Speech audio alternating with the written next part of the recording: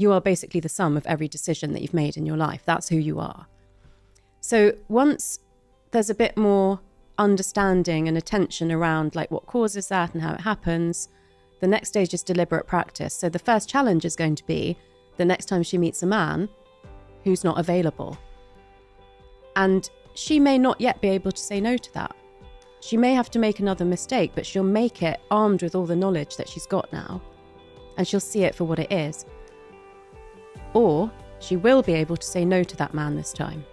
So the next step is deliberate practice, which is where you say, okay, I used to behave like this.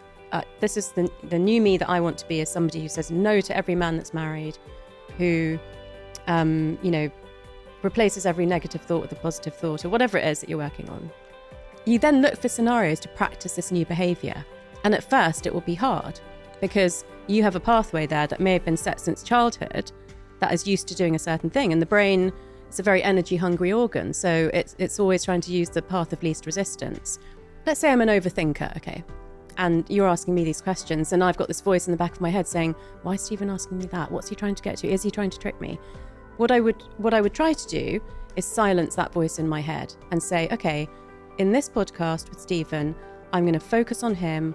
I'm going to take his questions for what they are, and I'm going to speak from my area of expertise. I'm not going to worry about that other stuff that, can go on in my head. And let's say this time I managed to do that 50% of the time. And then I go and do another podcast next week and I manage to do it 75% of the time, and so on. Eventually, this new pathway that I've been building will become stronger than the one that I had before. And then every time I turn up for a podcast, I'll just be completely present and attentive, and I'll get to the end of it. And that's the new me now. So behaviours that we repeat. So let's starting at the beginning of those 3 steps. The first step is becoming aware of the pattern in our lives. The second step is becoming really cognizant of the pain or the consequences of that pattern. Mm-hmm. And the third step is kind of like setting an intention for who we want to become, mm-hmm. and the goals we have, and then practicing it as much as possible. Yeah. And that is the 3 steps to... The fourth, it's not a step, but okay. The fourth factor is accountability. Okay. Because most people left to their own devices will give up on that process when it feels too hard. That's step 3. Yeah.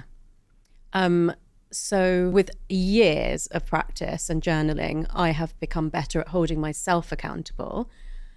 But for most people, there's got to be some external. So it could be a friend. One of the reasons I'm a big fan of doing these action boards is that there's a very tangible thing in front of you that with images of what you said you wanted to achieve this year, which you can clearly, and your friends and family can see at the end of the year, whether you did or you didn't. And, of course, you can have an actual like professional person that is there, like your language teacher, to hold you accountable to